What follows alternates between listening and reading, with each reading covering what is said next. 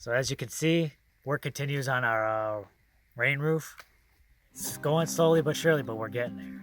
As of this recording, we're over halfway done with getting these posts in to the ground, cemented up. And we got about 15 more to go. Still gonna be a lot of work, but we're getting there. As you can see here, this is an average about how much cement is going into there. We're probably doing about 1.5 bags per post hole, but this was one that was a little larger. This is about 2 bags. So as I was working on this, I'd bring over my tub, get the concrete in there, and then I grab a couple of these water jugs that we acquired, and we're just kind of reusing them. When I had the concrete ready and I was ready to mix, I would take my jugs and I would head over to where we had a rain catchment.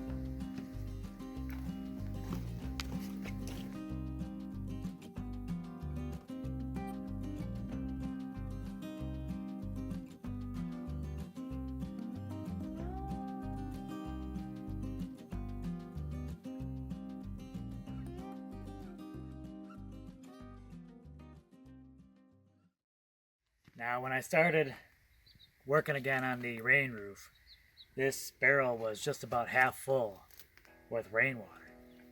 And I would dip these jugs into the barrel, fill them up, take them over there, and I would use that to help set the concrete. And it occurred to me, as I had this jug in my hand, dipping it into this water, I just said, what an absolute miracle this whole thing is. I can't express probably in words exactly how that felt to be able to kind of use this resource that just falls from the sky.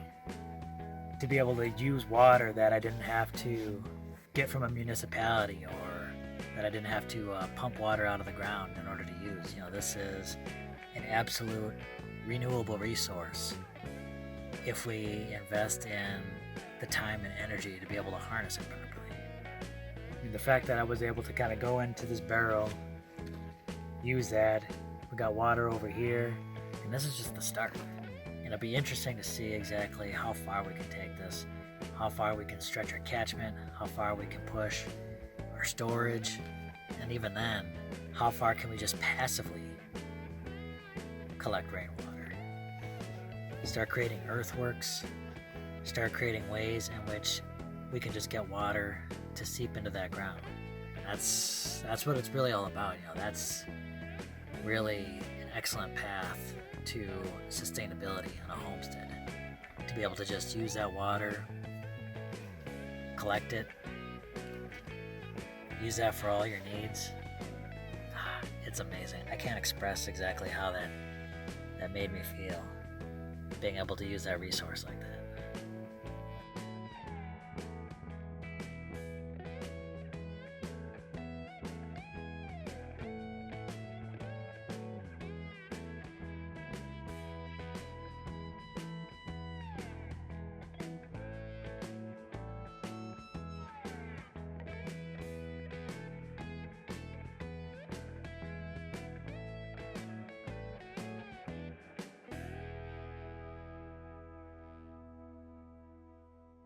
So as you can see, I'm in here in my tank top here. Got the power of Deadpool with me. It's not one of our shirts. We didn't steal the Deadpool character and try and... and it might be a little chilly for this right now, but I guarantee you in a couple hours, I'm going to be happy that this is on. It's just near summer weather here in southeast Arizona. It's been beautiful as far as working. And right now, temperatures, it's a little chilly, but you want that, honestly, when digging and all that. So it's been amazing working weather. I'm hoping to make a lot of progress, and hopefully we can show you a little bit more of that as we go along. But I can't stress enough the importance of water harvesting. Even in climates where you get a decent amount of rainfall, that just makes it better. You don't need as much storage if you get rainfall regularly and if you get a lot of it. It can just go so far in making the homestead, garden, so much more sustainable. It's scary just to know exactly how our freshwater resources are being polluted and used up, and as we're running out. Even if you're into the groundwater and you got wells and you're pumping water up from the ground, it seems amazing. Like you can get pretty much all the water you want from this well that you have dug. But I mean, if you think about it, it took so many hundreds of thousands of years for that water to get in there, those aquifers. And we're pumping it up at an alarming rates. That's not sustainable either. Water harvesting may not be all anyone needs as far as building up a homestead. There is a lot of water involved. And I can definitely see the purpose of having wells and stuff like that, because sometimes that water is needed. But if we can reduce that, and if we can find ways to get water into the ground to help recharge those aquifers, that's the better way to go. If we're pumping it out, we should figure out ways to put it back in. So I really appreciate you guys joining me today on this little talk. It's like I said, I was just doing work, and then it's just, man, just hit me on what a powerful experience that was, being able to utilize it like that. And I don't mean to be preachy on water harvesting. Then again, maybe I do. I can't stress the importance enough. And there's going to be a lot of talk about water harvesting in these videos, especially upcoming, especially while we're building this. There's definitely going to be a lot of talk about that. But I really appreciate you guys joining me.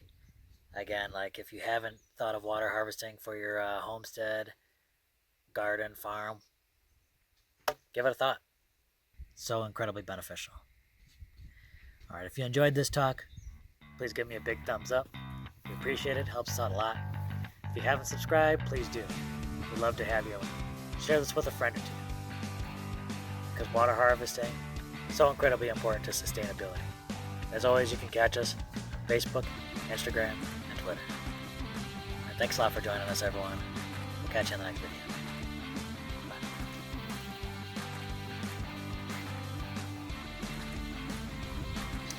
Not a good stable seat. Now that seat I put together the other day, that's nice and stable.